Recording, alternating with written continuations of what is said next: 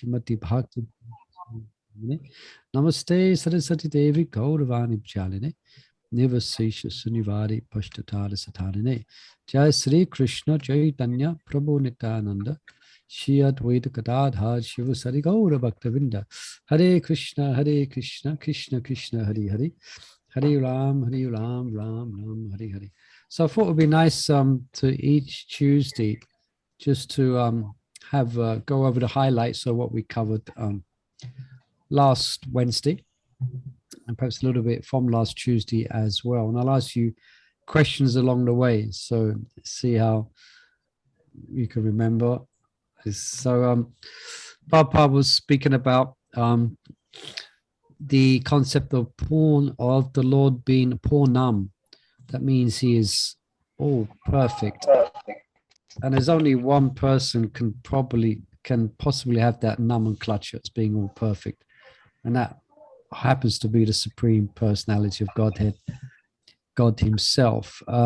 So then Prabhupada went on to describe Bhaktaram Yaganatapasami, quoted from the 5th chapter of Bhagavad Gita, that perfect person owns everything. Yeah, he's the one who owns your house. He's the one who owns your husband or wife. He's the one who owns their very soul. So he's the owner of everything. And also, Prabhupada mentions, he does a few times through the introduction, about the position of Arjuna, that he wanted to satisfy not the Purnam, but Arjuna wanted to satisfy his, what words can we put there? He wanted to satisfy his own senses, yeah. He was concerned about the outcome, but his concerns were all about himself. I will not be happy. I will get sinful reactions. Although actually he was thinking of society in general as well when he spoke about Varna Shankara. If all these men are killed, then no one will be there to protect the women. But that was just to support his own desire not to be overcome by sin. Yeah. But then ultimately he agrees to act according to Krishna's direction. Yeah, that comes in the 18th chapter at the end. Then he agrees. But it takes some persuading. Yeah. And then Prabhupada mentions that the Vedic literature is actually meant for human beings and not animals. So Prabhupada makes a distinction between human life and animal life. In other words, there should be some type of guide, some type of principles that human beings live by. And the Bhagavad Gita is giving us these principles and virtues by which we can live a human form of life. Yeah. And he mentions that humans are not meant for quarreling like cats and dogs, like that's going on now. It was going on in the past, isn't it? Different wars. Papa, sometimes he spoke about the different wars. He and he spoke about the different, the dropping of bombs, because that's generally what war means, as we see today. Different types of bombs are dropped from one side to the other. And he likened it to just like young children throwing stones at each other. Which it basically is, if we think about it. It's just grown men who are firing stones and bombs. Of course, the consequences are quite dire, but actually the mentality behind it is just cats and dogs mentality. Without going into too much modern news of wealth, we all know what's going on. And then Prabhupada spoke about a very important word about our eternal nature. Can someone say what that word is? Eternal nature. Do you remember I mentioned it as a good preaching point? You can relate the teachings of Krishna consciousness to people who are not so familiar. Science of the soul. Okay. Science of the soul is a particular word that means the eternal occupation. It's servitorship. No, no. Jigar Charan Hoy Krishna Nitya. Sanatan Dharma. Yes, yes, Sanatan Dharma. Prabhupada spoke about that, and he elaborated on the word, the Sanatan Dharma of the soul, and there's the Sanatan Dharma, there's a place as well. The Sanatan occupation is eternal service to Krishna, and the Sanatan Dharma is the place which is where the living entity belongs. Yeah. And then Prabhupada gave the example, Sanatan, then he spoke about Dharma. So how did Prabhupada give examples to describe Dharma of the soul? Did he give sorry, go on, Monica. Servant of Krishna. Ultimately, yes, that's always a winning answer. For sure, yeah. Is it bliss? So, knowledge? Eternity, bliss, and knowledge? yeah, perhaps I'm asking the question a bit unclearly. But is it like the eternal constitution within a fire? Yeah, that's it. I'm trying to got it. Yes. You got it. So I was thinking of that, sugar sweet. Yeah, sugar sweet. Yeah. Probably example, fire is to be hot. Fire. So the Dharma of the soul, which cannot escape from, so it will manifest either in a material way or it will manifest in a spiritual way. And I think that was brought up just now, is that the jiva is a servant. Yeah. And everyone has that propensity. And then Prabhupada described, he gave the A serves B master, B serves C master, C serves D master, etc. That's what we see in human society. Everyone is rendering of service to someone. Or if they're not serving anyone, they're serving their own senses. Yeah. And Prabhupada mentions that we cannot be happy unless we connect up to our Sanatan Dharma, the original service propensity towards Krishna. Yeah. And he mentions, and he gives another example, which is quite nice example, clear example about being independent. And he gave, go on, yeah. Is that the hand and the stomach, or? Correct. That's it. Yeah. All the parts of the body have to cooperate together in order to function properly. Then often I mention, devotees give the example, if the hand is just trying to enjoy the rascula, then ultimately that hand's going to become weak. It has to cooperate and put it in the mouth, and then it goes to the stomach, then it nourishes the hand. Yeah. I think there's a story goes that a story sometimes is explained like one time the parts of the body were having an argument with each other. Why does this stomach get all the food? Why can't I get some? And so then the stomach, okay. Anyway, you get this story in that regard. And then Prabhupada began to speak about the demigods. What did he describe about the demigods? He linked it up with not being everyone is dependent and everyone cooperates. Then Prabhupada begins to speak about demigod worship. He used a particular term. Does Bhagavad Gita approve of deity approves of deity worship? Does it approve of demigod worship or not? No. No. It says, Prabhupada says quite clearly, it is not approved. Then he quotes the verse, Kamastate Ritikana Papajanti Nadama, where those who worship the demigods are considered to be, with all due respect, less intelligent, considering the benefits that one gets from worshiping Krishna, which is eternal. But it doesn't mean we should be disrespectful to demigods. Yeah, that should be very clear. Yeah. But actually, Bhaj worship is actually meant for the Supreme. Yeah, it's meant for Krishna. Yes, Mother Chandrawala, you had a question. I was thinking, I just related this to the same thing about the stomach. If you feed the stomach, everything else is fed. So if you serve Krishna, everything else is. Yeah. Yeah. And Prabhupada also mentions a verse in Srimad Bhagavatam, Yita Tanamolin Yata tamolena nishjanena. Forget the rest of the verse, but mola means root.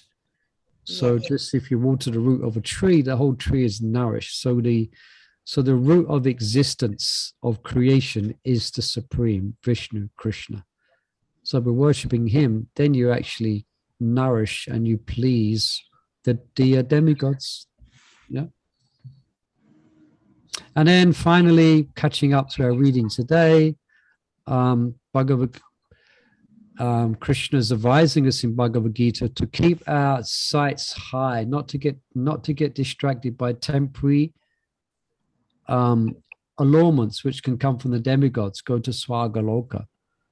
But Krishna, I think in the 8th chapter, attaining the supreme, we shouldn't aim at the planets in the material world. Even if you go to Brahmaloka, yeah. And you mentioned we should keep our focus on the spiritual world. Because why is that? Everywhere in the material world is the subject of. There's a verse from the 13th chapter. 4th. Birth, death, disease, and old age. Old age. Yeah. Janma Mrityu Jitya Doka Doshnu Darshanam. And this is considered as this is real knowledge. Yeah, this is actual real knowledge to understand the futility of birth, death, old age, and disease, which is obtainable anywhere in the material world. So we should have our eyes on eternity. Yeah. And finishing here, then Prabhupada mentions about approaching Krishna Loka in that regard. Yeah. And planets in the spiritual sky. And he mentions there's one supreme planet called Goloka Vrindavan, which is the original abode of the supreme person, Krishna, Swayam Bhagavan. Yeah, his original form. All right. So that brings us up to this week's reading. And I'm quite sure we're here. If anyone has any bookmark which disagrees with this, can you please let us know? Yeah, you're right. The living entities are traveling. Okay, so let's pick it up from here. And I've got 19 computer pages left in this chapter. So we're coming to the end of the introduction, slowly but surely. So we have a few hands up for reading. Novel of Angalatika, you can begin. Read a couple of paragraphs each. We're kind of let's get some more devotees involved in reading, shall we? So we'll let each person can perhaps read 2 paragraphs. So go ahead. Okay. Yeah, the living entities are traveling from one planet to another, but it is not that we can go to any planet we like merely by mechanical arrangement. If we desire to go to other planets, there is a process for going there. This is also mentioned. Yanti Deva Vrata Devan Pratinyanti Patir Vata. No mechanical arrangement is necessary if we want interplanetary travel. The Gita instructs Yanti Deva Vrata Devan. The moon, the sun, and higher planets are called Svargaloka.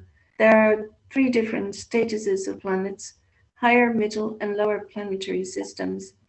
The Earth belongs to the middle planetary system. Bhagavad Gita informs us how to travel to higher planetary systems, Devaloka, with a very simple formula: Yanti Deva Vrata Devan. One need only worship the particular demigod of that particular planet, and in that way go to the moon, the sun, or any of the higher planetary systems. Can you hear me still? Yes, clearly. Go ahead. Yet Bhagavad Gita does not advise us to go to any of the planets in this material world, because even if we go to Brahmaloka, the highest planet, through some sort of mechanical contrivance, or maybe traveling for 40,000 years, and who would live that long, we still find the material inconveniences of birth, death, disease, and old age. But one who wants to approach the supreme planet, Krishna Loka, or any other planet within the spiritual sky, will not meet with these material inconveniences. Amongst all the planets in the spiritual sky, there is one supreme planet called Goloka Vrindavan, the original planet in the abode of the original personality of Godhead, Sri Krishna. all of this information is given in Bhagavad Gita, and we are given it through its instruction, information how to leave the material world and begin a truly blissful life in the spiritual sky. Okay. Shall I? Yeah, let's just pause there. I was going to ask a question here. How can I frame the question? Is this okay to allure people to, basically Prabhupada's alluring us with the conception of moksha, liberation, going to a place which is blissful, or going to, what he described, going to somewhere where there's no inconvenience of birth, death, old age, and disease.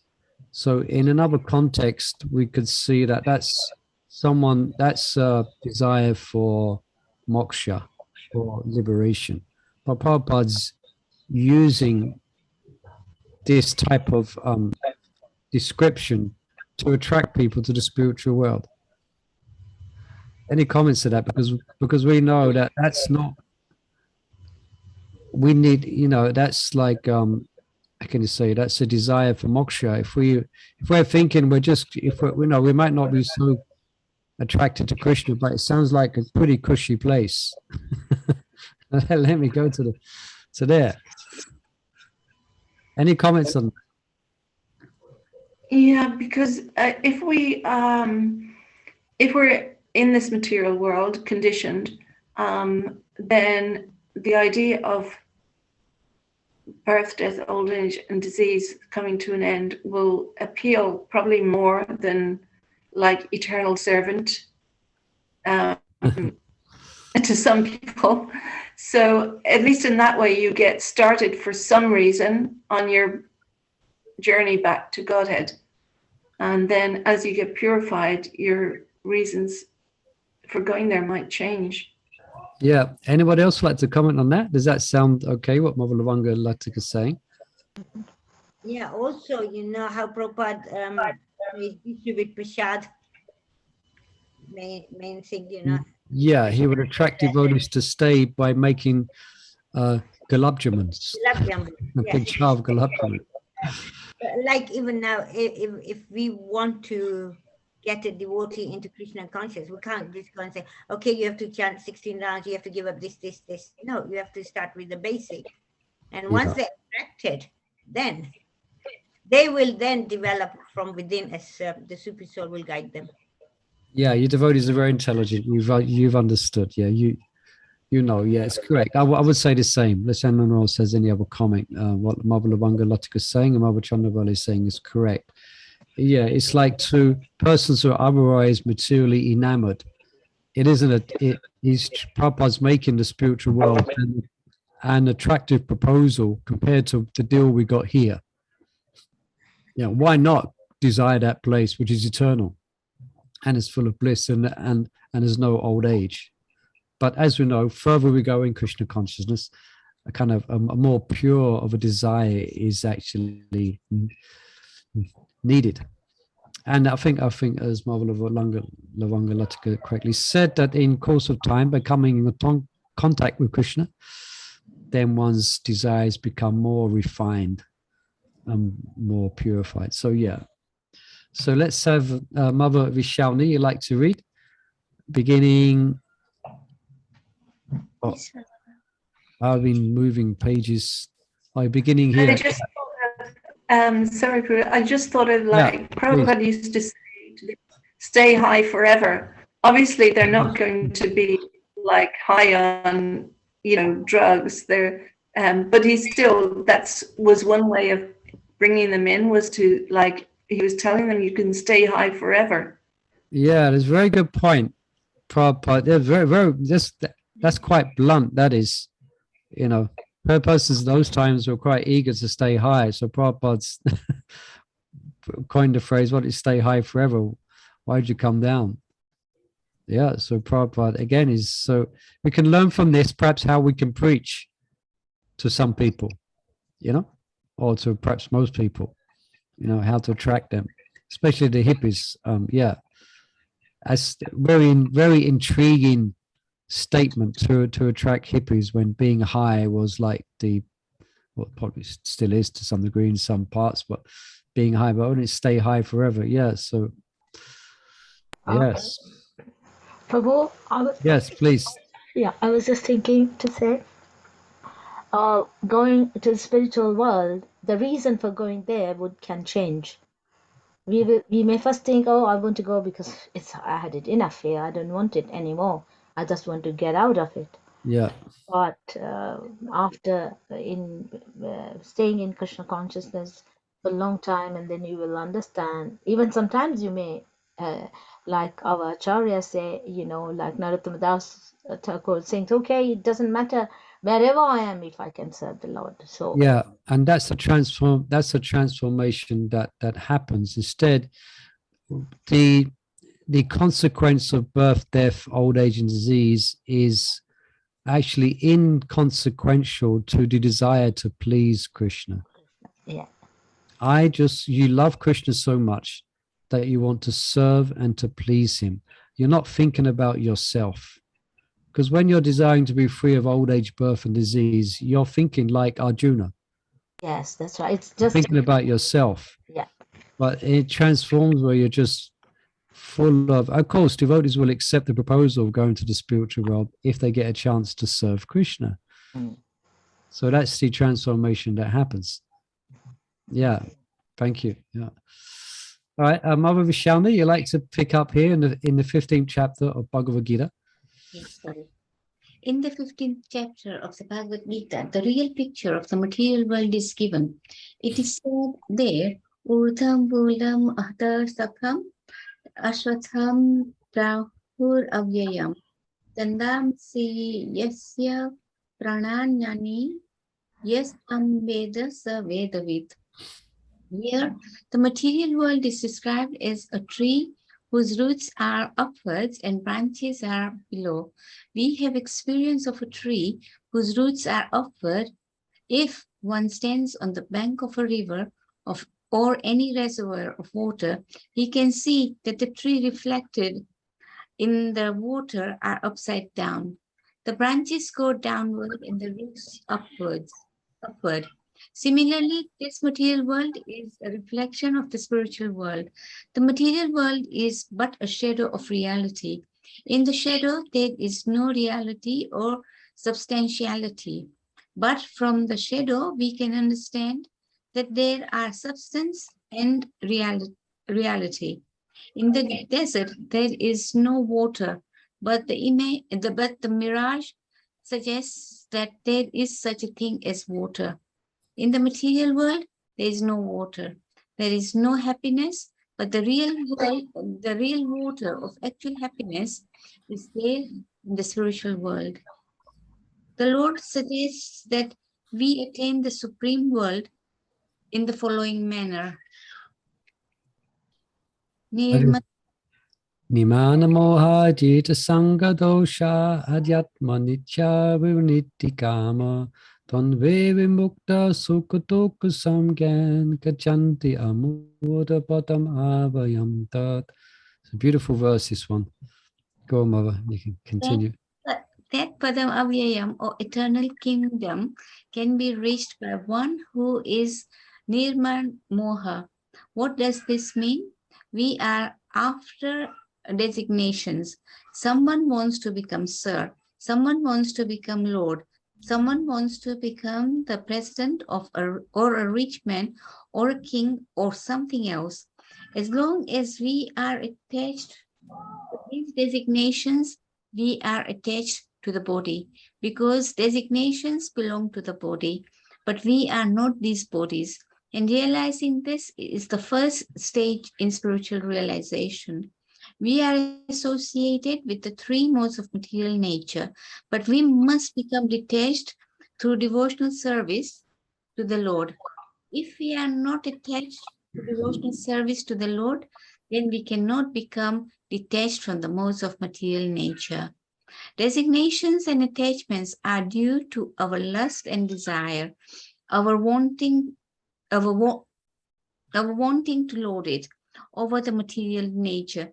As long as we do not give up this propensity of lording it over material nature, there is no possibility of returning to the kingdom of the Supreme, the Sanatana Dharma. There, that eternal kingdom Sanatana Dham, that eternal kingdom which is never destroyed can be approached by one who is not bewildered by the attractions of false material enjoyments, who is situated in the service of the Supreme Lord. One so situated. Okay, perhaps just stop there, Mother. Supreme Abode. Thank you, Mother. Just pause there a minute and have someone else to read and get a few. So, any questions or comments here?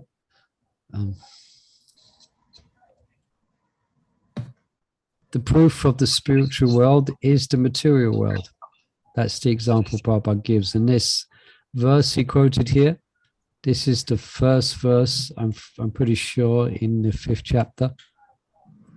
First verse. And then Prabhupada then quotes further on in the 5th verse of the 15th chapter. So again, this is a nice simple, I often use this, it's a nice simple way to explain the concept of another world or another place. When it's described that this is like, just like a banyan tree, he gave the example. It reflects upside down on the water. So the fact that this place exists and the fact that it's imperfect indicates to some, it should indicate that there must be a perfect place. There must be a place where there is no inebriety. There must be a place where the battery power never runs out. Of course, there's no batteries there in the spiritual world. You get the idea? You get the idea? It's like it is a reflection. So it's a perverted reflection. But there is a perfect place. And it's like a shadow. Just like the shadow is proof of the existence of something of substance. So this place is a reflection of the pure world, where there's emotions here, but they're not pure because they're in relationship to the temporary body and one's selfish enjoyment. But their desires in relationship to pleasing Krishna. And I like Prabhupada said about here, in the mirage, such things as water, in the material world, there is no water, there is no happiness.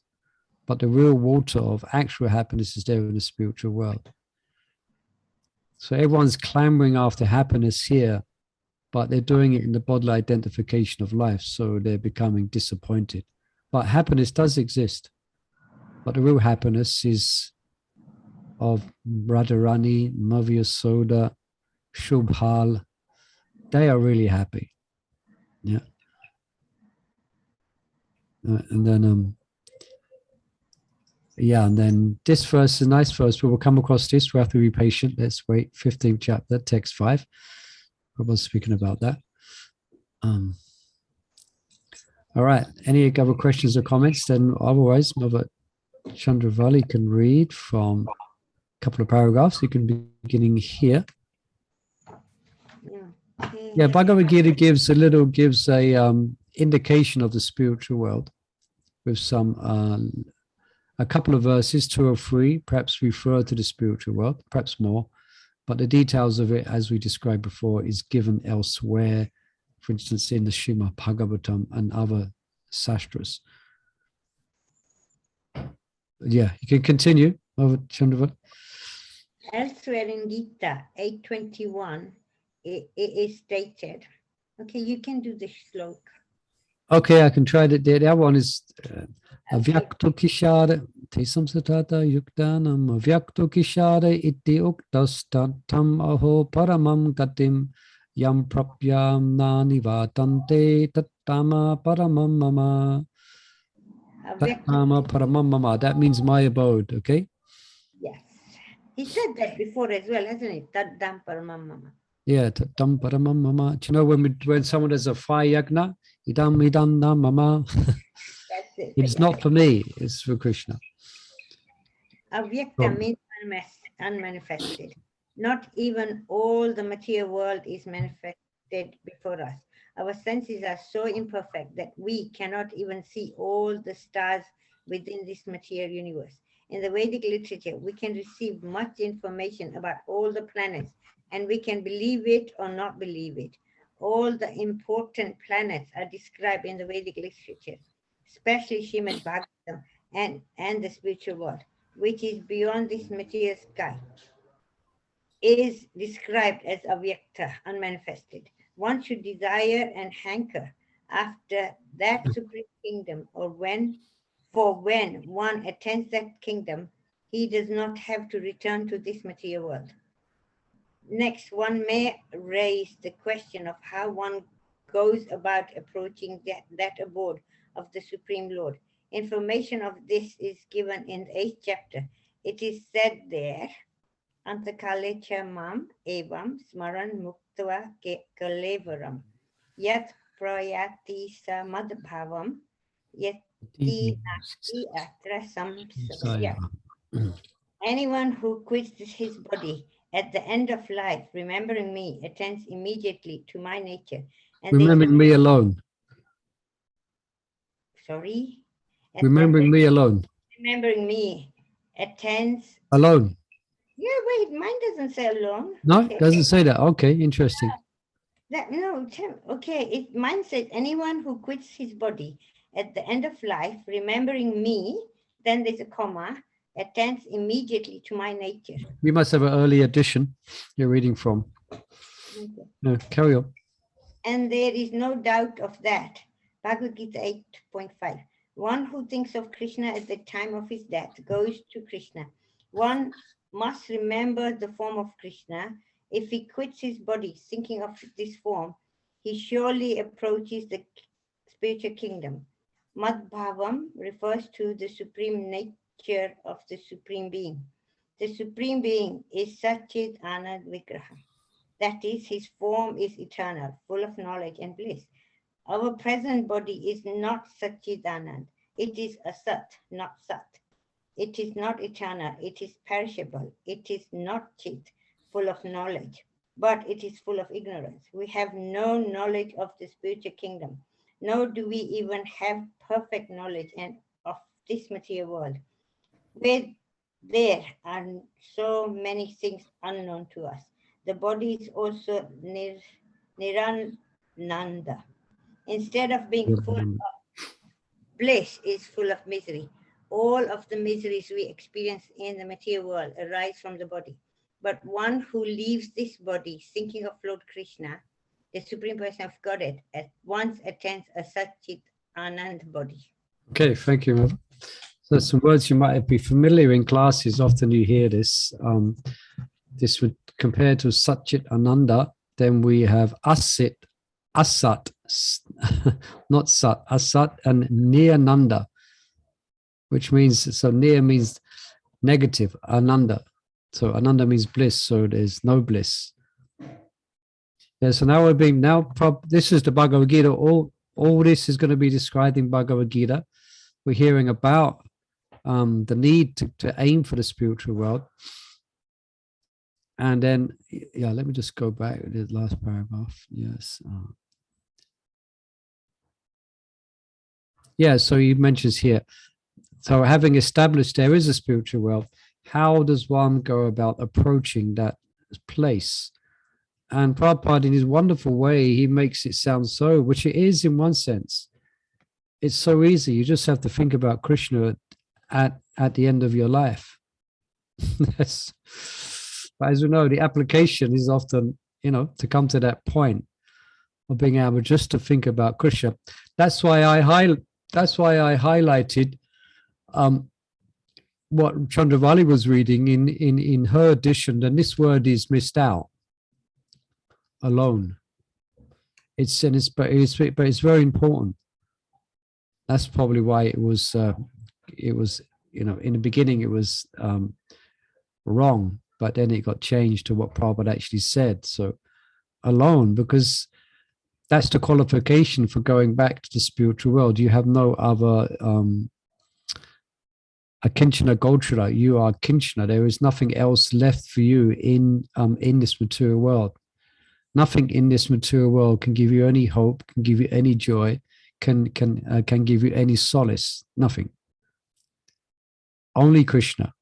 So if you leave the world in that in that state of devotion alone, and I say this because I always remember this, because I remember one devotee, I forget where, I think it was in Mayapur. No, I heard somewhere a story he told where he had a near-death experience, and he was drowning in the Ganges. And he came to the point where he obviously knew he was going to leave his body. Of course, he didn't, because he told a story. But he was quite convinced he was going to leave his body. And going through his mind at the time of his last, what he thought would be his last breaths, was memories of his material life, his material attachments. It was not Krishna. Krishna was there, but it wasn't Krishna alone.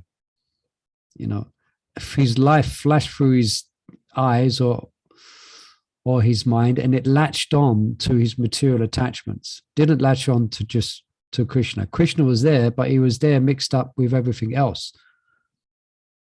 And then all of a sudden he came up to the surface. I don't know how the details of it, but someone rescued him and he came up, got his breath, and he didn't die. He came very close. But then exactly as he was getting rescued, Krishna from within his heart, he remembered this verse: whoever at the end of his life quits his body, remember me alone. And he realized at that point, I'm not qualified to go back to, that was a preview. And actually I've got some work to do yet. You know, it wasn't the only thing on his mind. So that's why I thought it's quite important. This word is there. The principle is easy. You just think of Krishna.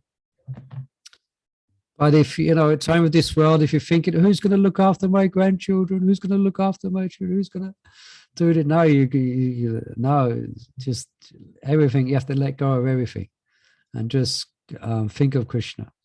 Don't worry about anything in this material world. It's going to go on without us.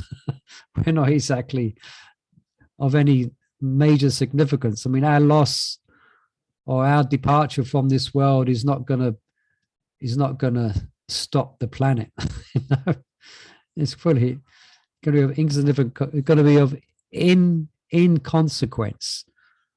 So anyway, going on a bit on this point, but very important point here. So this is part of the process. Yeah. Any questions on this point? Prabhu? Yes, please. Yes, that at the time of death, the whole thing actually comes across the material. Yeah, like a film. Apparently, it's like Yes. that. Your whole life flashes through Yes. your subtle So, mind. how can we avoid that? Because it's just going to come automatically. I mean, that's why our practice is quite vigorous, in the sense that every day we chant 2 hours of the holy name. This is the idea, is to saturate our mind and our subtle body in Krishna consciousness, and to gradually develop an attachment, a spontaneous attachment for Krishna, where these things will not be, and in other words, these things will not hold. Or actually, what happens is in the process of Krishna consciousness, then we dissolve our subtle body and we develop a spiritual subtle body, so that what goes through our mind at that time is the spiritual master, our Krishna consciousness, and our love and attachment that we have developed to Krishna throughout all those years of chanting the holy name every day. It will be tested at that time. There's one mirage always says that. And our heart and our mind will be the idea that it's absorbed in Krishna and it's not distracted by anything else. You know? Hare Krishna Prabhu, Yes, please, Mother. Nitai Mata. I was just thinking, if you don't practice, how that would happen only that moment, Prabhu? Well, that's the whole point, isn't it? Practice means Of course, we are all trying to practice. Yes. I'm talking about myself, but then we have to really remember that that last moment is always we have to remember. Otherwise, really, Well, when that's the, yeah, because we could die at any time. That's another side of that as well. yeah, We could leave this world at any time. So we are practicing to remember Krishna. hmm, We are practicing to remember him, and Krishna will help us. yeah, So that's the idea. Every day we have some, I'm sure you have some of you, if you might not come to the temple every day, but you have your own sacred space at home where you might do some altar, in front of an altar, some puja, you offer a bhoga, you offer arti, and we do some reading and we chant the holy name specifically. Yeah, that's the idea. Prabhu, Hare Yes. Krishna. So this whole thing depends upon knowing about Krishna, knowing about ourselves, and knowing about the material world, and then surrendering it to Krishna. Sambandh again, yeah, yeah. Unless we surrender to Krishna and pray to him, like a sound of my mind can slide down the stem of a lotus pit and remain locked. Otherwise, how can I remember at the time of death when I will be choking, full of mucus, and mind will be disturbed? So Yeah, first that's thing, nice verse though. so Yeah. we have to know our relationship, sambandha, then how we can approach him and how we can apply that knowledge. Without the knowledge, we're lost. Yeah. And Baba Shauda is bringing up a good point as well of surrender. In one sense, surrender, what Baba Shauda is saying here, she's saying we have to come to terms with our inability. And with that, we take shelter of Krishna.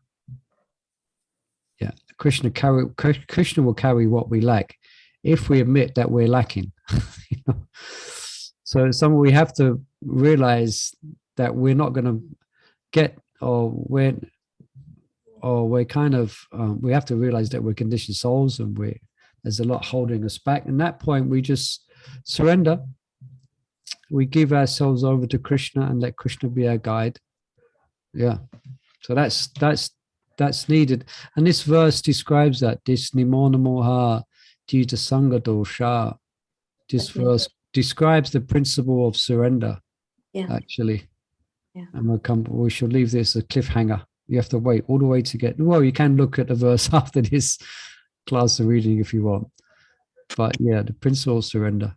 Yeah, thank you, Marashal, for bringing that very important point out. Absorption is very much required when we are doing any devotional service. Sorry, that first word you said? Absorption. Absorption, yeah. If we don't get absorbed in what we are doing and our mind is flickering, then Krishna might flicker away as well. Yeah, that's a very important point. And we're big, I don't know if you're with us for our Sankara Kumudi readings, but there's a few chapters that is dedicated to this, to the importance of being able to be absorbed in Krishna. And it's a practice, actually. Of course, that practice is dependent upon grace.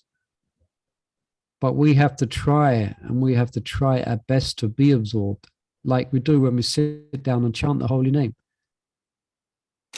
And we should practice, or we should be aware when we're being distracted. And of course, we're conditioned souls, we're obviously distracted. But we really want to come to higher levels of absorption. And Prabhupada mentions this in Nectar Devotion when he speaks about the different levels which we have spoken about. He speaks of different levels of absorption to the ultimate, which is samadhi.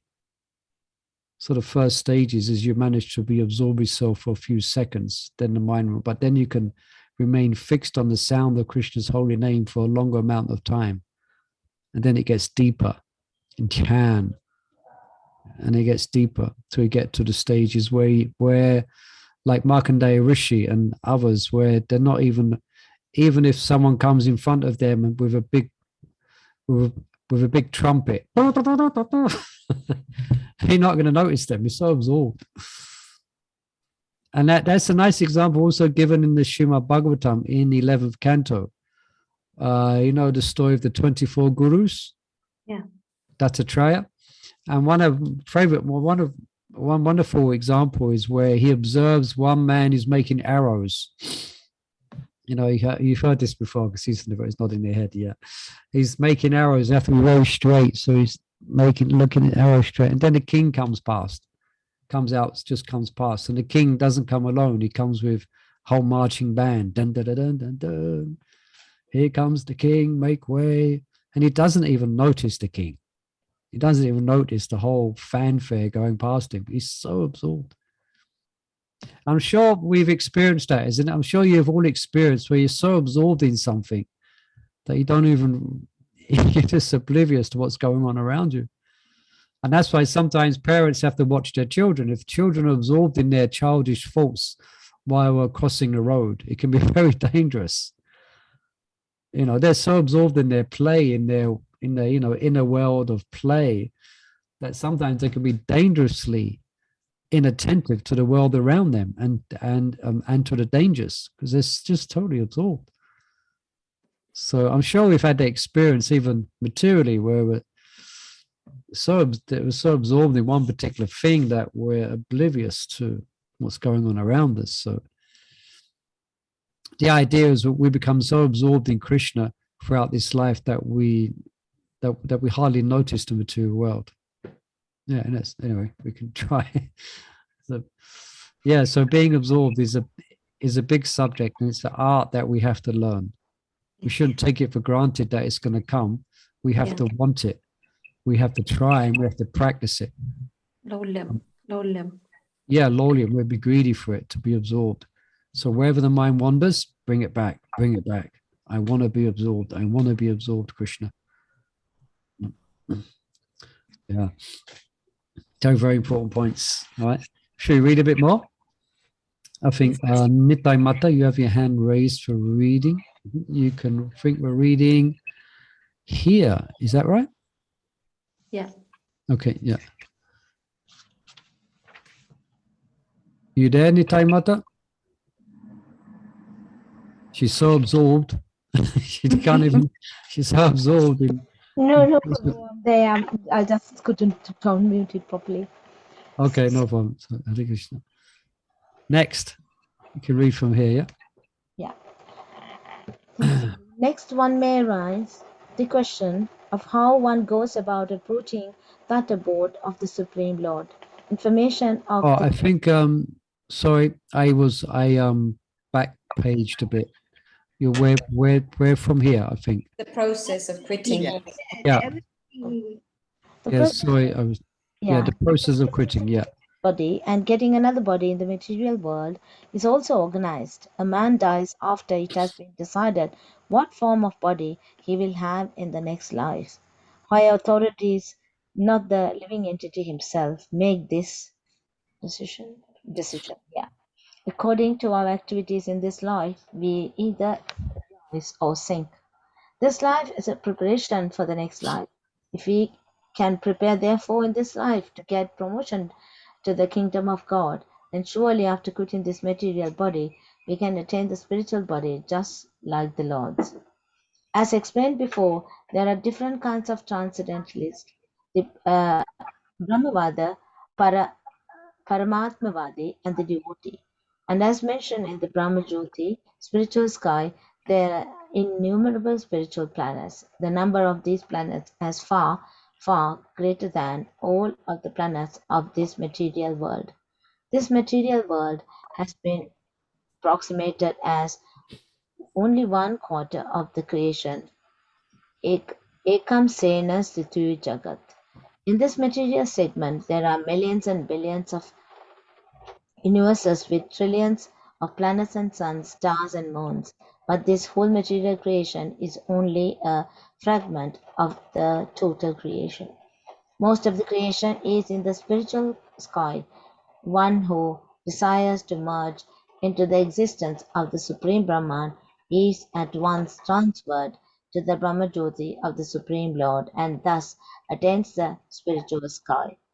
The devotee who wants to enjoy the association of the Lord enters into the Vaikuntha planets, which are innumerable, and the Supreme Lord, by his plenary expansions, as Narayana with 4 hands and with different names like Pradyumna, Aniruddha, and Govinda associates with him there.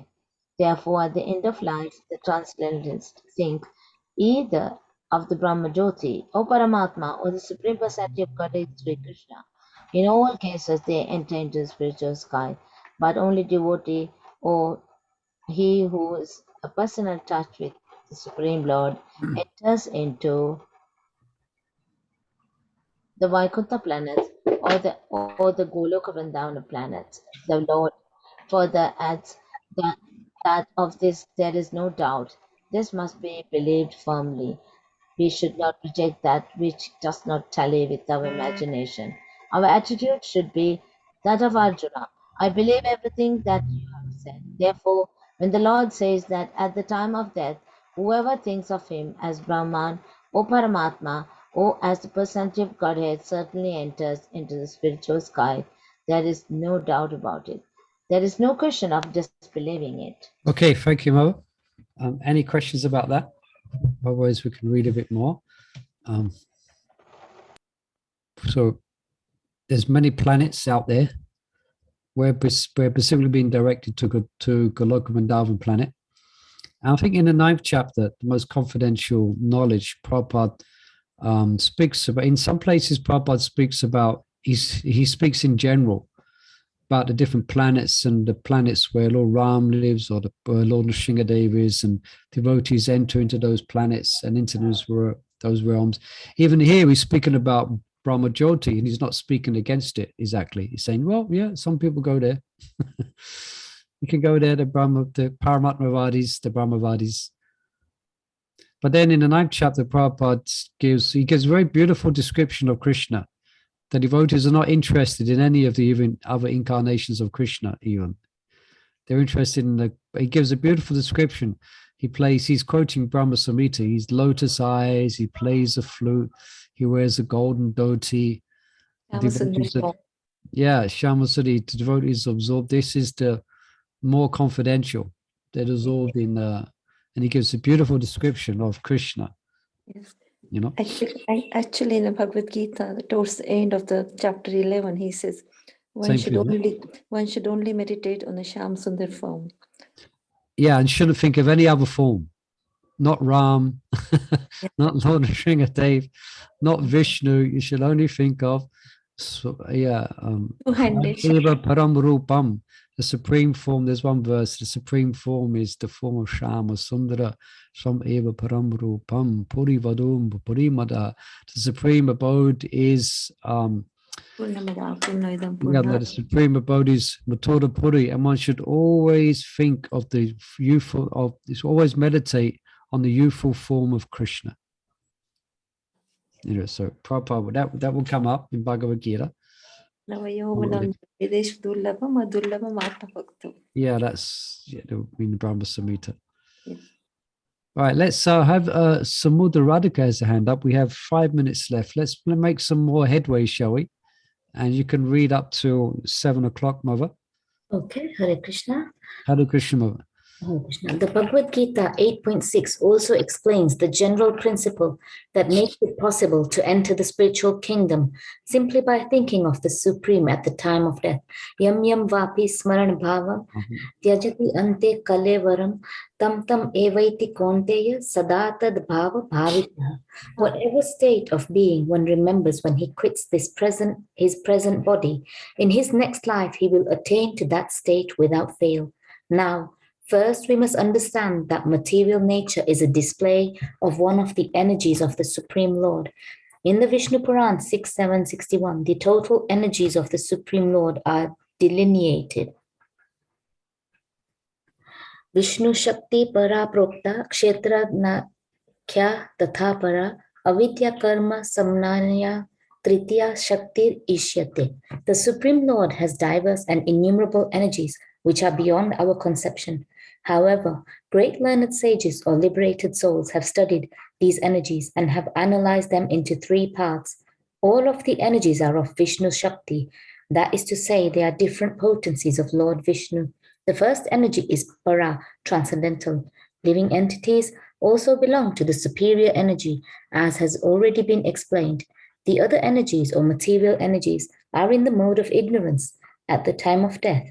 Either we can remain in the inferior energy of this material world, or we can transfer to the energy of the spiritual world. So the Bhagavad Gita 8.6 says, Yam yam vapi smaran bhavam tyajati ante kalevaram tam tam evaiti ante sada vaya bhavita. Whatever state of being one remembers, when he quits his present body, in his next life, he will attain to that state without fail. In life, we are accustomed to thinking either of the material or of the spiritual energy. Now, how can we transfer our thoughts from the material energy to the spiritual energy? There are so many literatures which fill our thoughts with the material energy, newspapers, magazines, novels, etc. Our thinking, which is now absorbed in these literatures, must be transferred to the Vedic literatures. The great sages, therefore, have written so many Vedic literatures, such as the Puranas. The Puranas are not imaginative. They are historical records. In the Chaitanya Charitamrita, Madhya 21-2, there is the following. Maya mukta jivera nahi swata Krishna nana jivere kripaya kaila Krishna Veda Purana. The forgetful living entities or conditioned souls have forgotten their relationship with the Supreme Lord, and they are engrossed in thinking of the thinking power to the thinking of the material activities. Just to transfer their thinking power to the spiritual sky, Krishna Dvaipayana Vyasa has given a great number of Vedic literatures. First, he divided the Vedas into 4. Then he explained them in the Puranas. And for less capable people, he wrote the Mahabharata. In the Mahabharata, there is given the Bhagavad Gita. Then all Vedic literature is summarized in the Vedanta Sutra. And for future guidance, he gave a natural commentation on the Veda Sutra called Srimad Bhagavatam.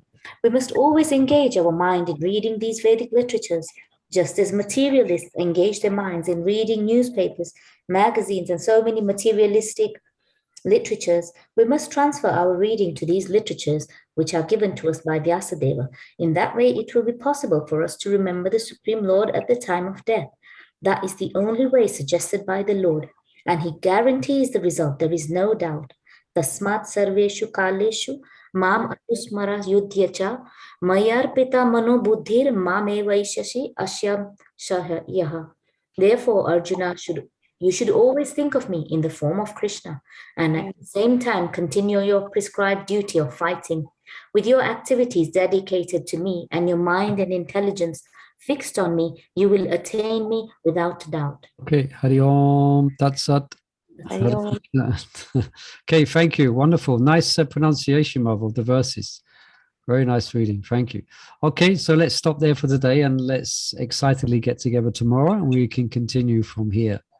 Okay, so thank you everyone for joining us and listening in and reading and taking part.